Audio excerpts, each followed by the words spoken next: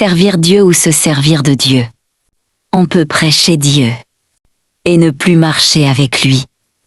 On peut parler de Jésus et chercher sa propre gloire. C'est l'histoire d'un pasteur qui servait Dieu et qui voulait la gloire. Mais avant, abonne-toi et j'aime, mets en commentaire de quel pays vous nous suivez. Le pasteur Élie dirigeait une petite église. Coincé entre une boutique de couture aux rideaux colorés et un garage mécanique. Toujours bruyant. Le dimanche matin, pendant qu'il prêchait, on entendait parfois les clés anglaises tomber au sol ou un moteur rugir à côté. Le bâtiment était modeste. Les murs avaient jauni avec le temps. Les bancs en bois grinçaient à chaque mouvement. Le ventilateur au plafond tournait lentement, faisant un bruit régulier. Tic tic tic. Le micro grésillait, obligeant Élie à taper dessus avant chaque message. Ils étaient 15, parfois 20 les jours de fête. Une vieille maman toujours au premier rang. 2 jeunes qui arrivaient souvent en retard. Un couple fidèle, même quand la pluie inondait la rue. Les offrandes suffisaient à peine pour payer le loyer du local et acheter le carburant du groupe électrogène quand l'électricité coupait. Mais Élie prêchait avec feu, il parlait de repentance, de sainteté, de pureté du cœur, de fidélité à Dieu même quand personne ne regarde.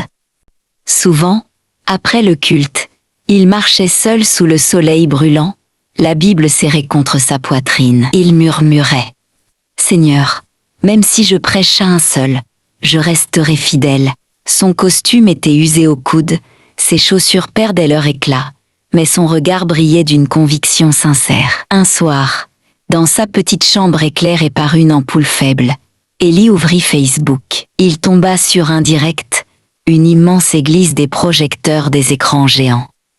Une chorale vêtue de blanc des milliers de fidèles. Le pasteur criait « Reçois ». Les gens tombaient, pleuraient et criaient. Un commentaire défilait.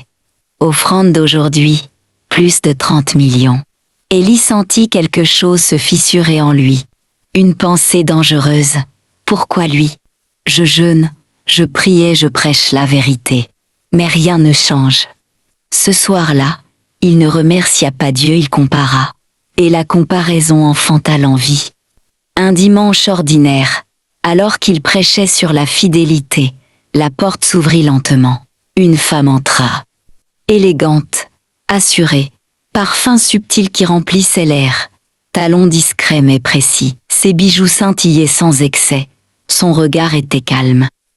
Presque trop calme, elle s'assit au 2e rang.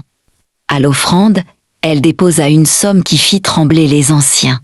Après le culte, elle partit voir le pasteur. « Bonjour pasteur, je m'appelle Daniela, votre message m'a profondément touchée. » Son sourire était doux. Mais ses yeux observaient. Elle revint, encore et encore toujours flatteuse. Un dimanche, elle demanda à parler en privé. « Pasteur, vous avez un appel énorme, mais vous êtes trop petit, trop discret. Il serait dit, si vous voulez percer, attirer les foules, impacter la nation, je peux vous aider. Je sers Dieu, » répondit-il fermement. Elle sourit, réfléchissait seulement, et elle partit. Mais la graine était déjà dans son esprit. Les jours suivants, Élie n'était plus le même. Il regardait ses bancs vides différemment. Il comptait les enveloppes, il soupirait devant les factures. Et si Dieu voulait m'élever autrement? Et si c'était une porte divine? Une nuit, il appela Daniela. « Je suis prêt. » Le lendemain, chez elle, l'atmosphère était lourde, silencieuse. Elle lui tendit 2 petits cercueils noirs, enterrés, un à l'entrée de l'église, l'autre sous l'autel. Il trembla. « Qu'y a-t-il dedans? »« Ce que tu dois sacrifier. » Le lendemain matin tôt avant que le jour se lève, il va à l'église, il enterre le premier à l'entrée, et le 2e à l'autel. Ce jour-là, il franchit une ligne. À partir de ce moment, tout changea. L'église commença à se remplir, les cultes devinrent spectaculaires et les offrandes explosèrent. Élie fut invité partout. On l'appelait l'homme de Dieu en feu. Mais à genoux, il ne pleurait plus, la prière devenait rare, la Bible restait parfois fermée. Il avait gagné la gloire, mais perdu la paix. Lors d'un grand programme, la salle était pleine à craquer. Caméra, lumière, chant puissant. Les gens tombaient les uns après les autres. Soudain, un jeune garçon paralysé s'avança, soutenu par sa mère. Un silence lourd envahit la salle. Élie posa les mains sur lui.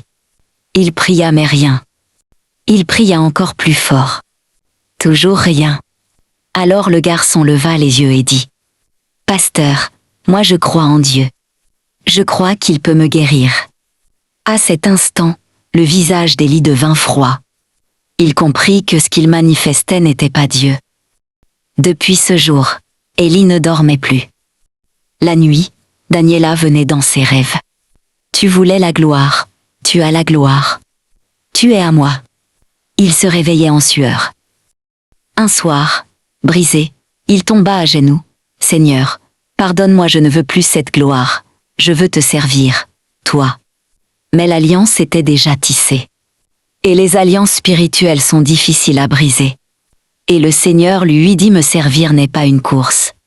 C'est un chemin, un parcours, tu as accepté d'avoir la gloire au lieu de me servir. » Le lendemain, le pasteur va déterrer les cercueils, mais ça ne suffisait pas pour sa délivrance. Il passait tout le temps dans sa chambre à prier. Méditer, un jour il dit à Dieu « Je suis prêt à tout perdre pour te servir réellement. » Du jour au lendemain, les invitations cessèrent, les fidèles partirent. Les offrandes disparurent. L'église se vida. Il perdit tout même ce qu'il avait avant. Mais son cœur fut enfin libéré. Seul à l'autel, Élie s'agenouilla. Les mains tremblantes, les yeux humides, il murmura « Seigneur, si tu peux encore me relever. » Dieu pouvait-il encore relever un pasteur tombé? Un homme qui avait échangé l'appel contre la gloire? Ta réponse dépendra de la fin que toi tu veux donner à l'histoire.